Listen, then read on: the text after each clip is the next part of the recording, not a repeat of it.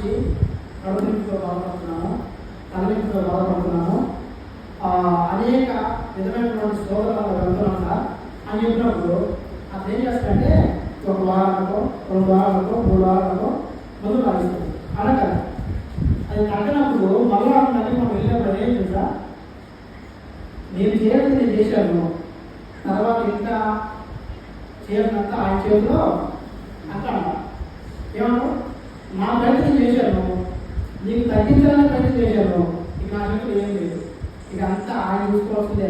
ఎవరు అంతా ఆయన చూసుకోవాలంటే కదా మనసులో చేస్తారు తెలుసా.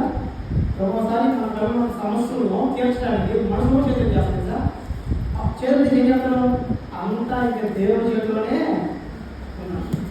కానీ